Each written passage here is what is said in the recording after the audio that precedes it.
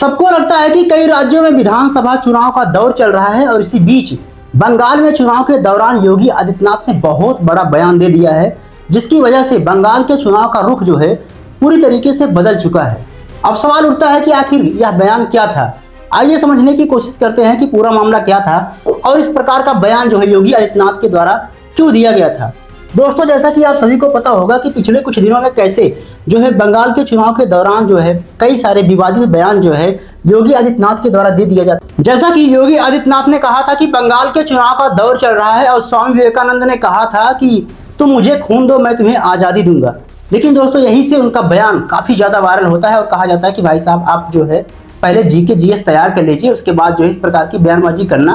क्योंकि TMC नेता जो महुआ मोइत्रा थी कई सारे आरोप जो है लगाती हैं कि भाई साहब, जिस प्रकार से आप बयानबाजी कर रहे हो पहले आप पूरी तरीके से चेक कर लीजिए कि आखिर सच्चाई क्या है। क्योंकि यह बयान जो है सुभाष चंद्र बोस के द्वारा दिया गया था, ना कि जो है स्वामी विवेकानंद के द्वारा, और इसकी वजह से उनको काफ़ी ज़्यादा ट्रोलिंग करने को मिला था। लेकिन इसी बीच जो बयान योगी आदित्यनाथ के द्वारा दिया गया है वह काफ़ी ज़्यादा अपने आप में चौंकाने वाला है। आइए देखते हैं कि वह बयान क्या था। जैसा कि उन्होंने पहले ही कहा था कि भाई साहब, आप जो है जो भी आप गौ हत्या करते हैं, जो लोग जो है गौ हत्या करते हैं, गौ हत्या को बढ़ावा देते हैं, वह जो है क्या भाई साहब सुअर का दूध पीते हैं क्या।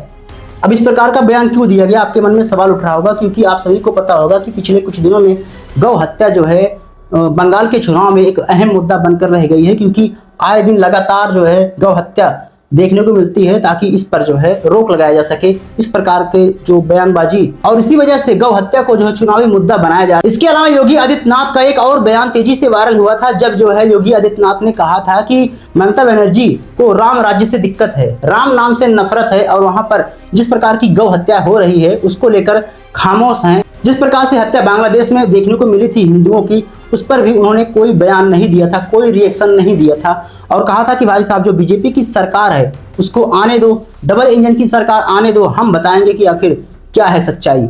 जो मौलाना है, जो कट्टरवाद को बढ़ावा देते हैं, आतंकवाद को जो समर्थन करते हैं, वह सभी जो है झाड़ू लगाते नजर आएंगे सड़कों पर। और यह बयान जो है काफी ज्यादा वायरल हुआ था, आप सभी ने देखा भी होगा यह वीडियो।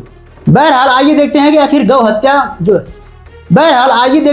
गौ हत्या जो है चुनाव का मुद्दा क्यों बनता जा रहा है। जैसा कि शायद आपको पता होगा कि जब माघ मेला चल रहा था जनवरी फरवरी महीने में, उसमें जो है स्वामी अभिमुक्तेश्वरानंद ने बहुत बड़ा बयान जो है योगी आदित्यनाथ को लेकर दिया था कि जो गौ हत्याएं हो रही हैं उसमें योगी आदित्यनाथ कोई रिएक्शन नहीं दे रहे हैं, चुप हैं, उस पर कोई कार्रवाई नहीं कर रहे हैं। और शायद इसी वजह से एक बार उनका झुकाव, उनका रुख जो है इस पर जो है पड़ा है, और इसी वजह से चुनाव का मुद्दा जो है इस प्रकार के बयानबाजी जो है की जा रही है, ताकि जो है वोट को कलेक्ट किया जा सके एक वोट बैंक के माध्यम से।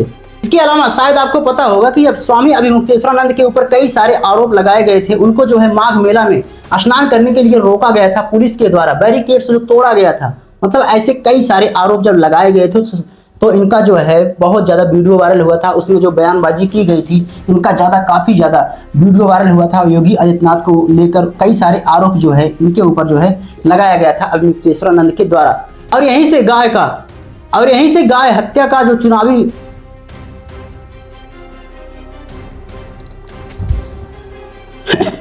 और यहीं से बंगाल के चुनाव में गाय को जो है एक चुनावी मुद्दा बना दिया जाता है, और इसी वजह से कई सारे बयानबाजी इस समय देखने को मिल रही है। बहरहाल आइए देखते हैं कि और क्या क्या बयान जो है योगी आदित्यनाथ के द्वारा दिया गया है। जैसा कि उनका कहना है कि हमने उत्तर प्रदेश में लगभग जो है 10,000 महिलाओं की भर्ती की है, और जो 2017 में किया गया था, जबकि 2017 के बाद से लगभग 44 से 45,000 जो है वैकेंसियां, पुलिस जो वैकेंसी था लगभग उसमें 20% महिलाओं को जो है हमने उसका भर्ती जो है अनिवार्य कर दिया है। और जो 2017 के बाद लगभग 9 लाख से अधिक सरकारी नौकरियां जो है आने वाली हैं। इसके अलावा 2.25 लाख महिलाएं उसमें जो है शामिल की गई है।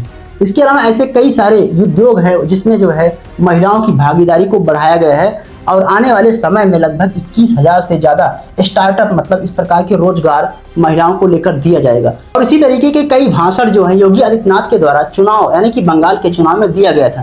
बाकी दोस्तों, आपको क्या लगता है कि इस प्रकार से बयानबाजी हो रही है, क्या योगी आदित्यनाथ इस प्रकार की बयानबाजी जो कर रहे हैं, क्या उससे चुनाव के बाद जो है पूरा किया जाएगा? कमेंट बॉक्स में जरूर बताइएगा। मिलते हैं अगली वीडियो में, तब तक के लिए जय हिंद, जय भारत।